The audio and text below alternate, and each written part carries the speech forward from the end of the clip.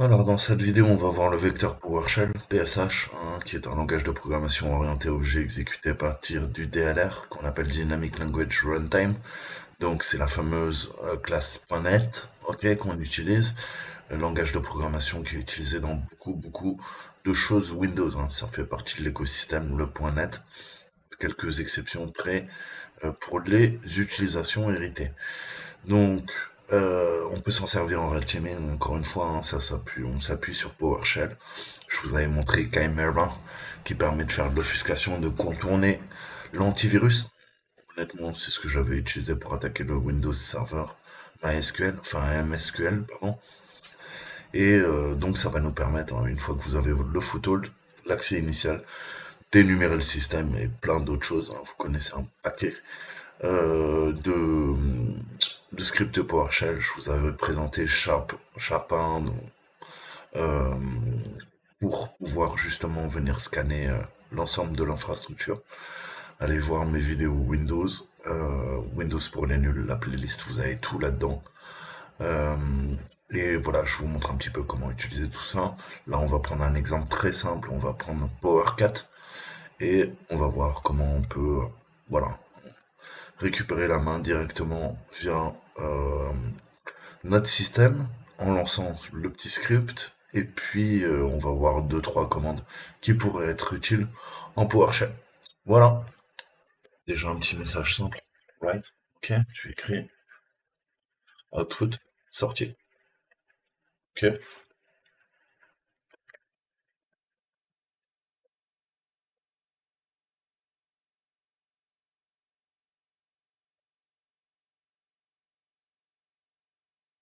Ok. Très simple. Vous l'avez compris. Donc, imaginons que je prenne ça. Très simple, très bête. Ok, c'est un exemple. Y compris le principe de la multiration, c'est d'utiliser le preuve de concept pour ensuite activer une charge utile. Ok. Après, c'est à vous de réfléchir. Pour ça, ça fait un bon exercice.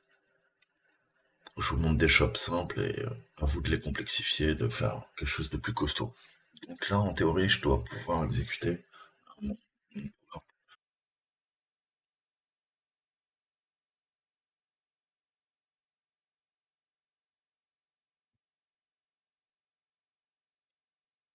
Ok, déjà mieux.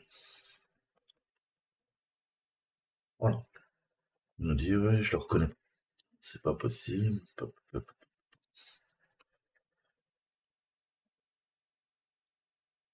ok. Il me dit, les scripts sont désactivés.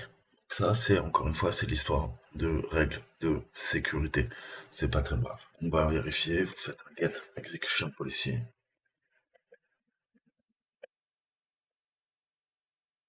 Restricted. Ok. Set. Modifier la variable. User remote file. Faire un get.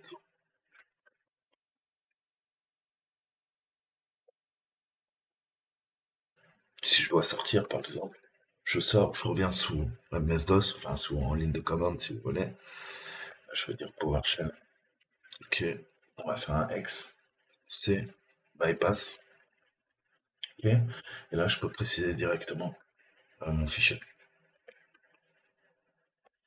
Je vais mettre le chemin absolu qui comprenne.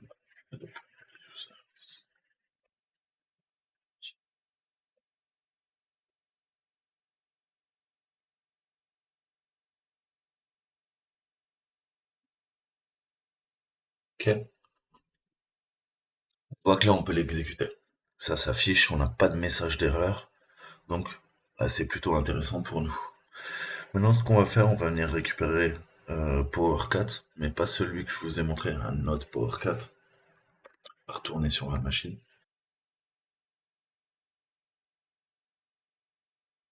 Alors,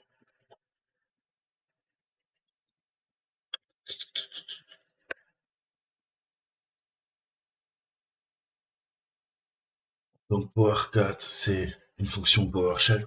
Ok. Il faut d'abord charger la fonction pour pouvoir l'exécuter et ensuite, voilà les options qu'on a. Techniquement, ça va nous permettre de gérer du réseau, ok, et d'ouvrir un reverse shell. en PowerShell.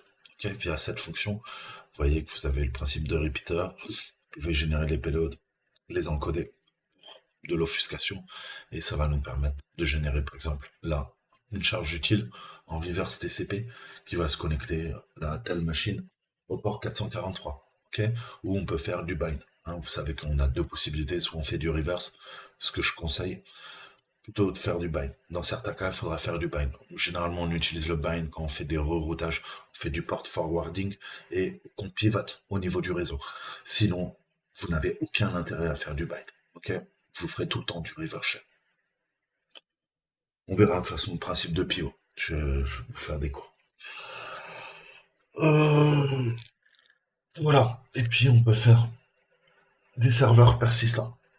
C'est-à-dire que non seulement vous allez pouvoir scanner les ports, mais vous pouvez demander de faire comme une sorte de porte dérobée qui va lier un ordinateur avec un autre. Ok. Et si vous faites ça sur plusieurs machines de réseau, bah, vous pouvez pivoter d'un réseau à un autre, rerouter, etc., etc. Donc PowerCat est assez bon. Hein. On a d'autres outils comme Chisel, par exemple, qui peut faire le taf.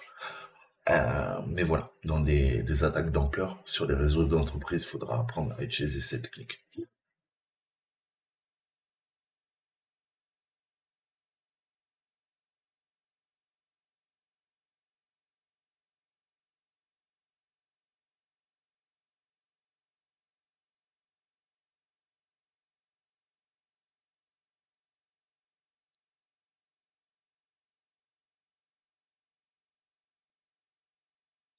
Ok. Donc voilà la syntaxe, c'est un peu long, mais euh, contournement de l'exécution, de la politique, IX, ça nous permet de télécharger un string à partir d'Internet via la classe, hein, la méthode web client. Et on a le lien vers mon serveur HTTP. Et ensuite, on lui demande d'exécuter dans la foulée. Fin de l'instruction, autre instruction, bah, tu lances PowerCat, ok, via ma machine port 445, et je veux récupérer quoi? Je veux récupérer une connexion, vous l'avez bien compris.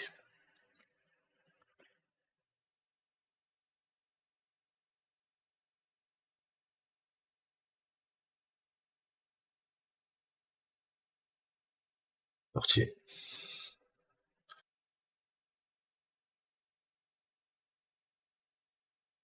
c'est bon. Donc on voit qu'il télécharge le PowerCat, il l'exécute, et on récupère le reverse channel. À chaque fois, je me trompe. Ok. Donc on est devenu THM, on a récupéré la main. Maintenant, bah, une simple escalade de privilèges. Ok. Mais voilà comment récupérer un reverse shell et tout faire en PowerShell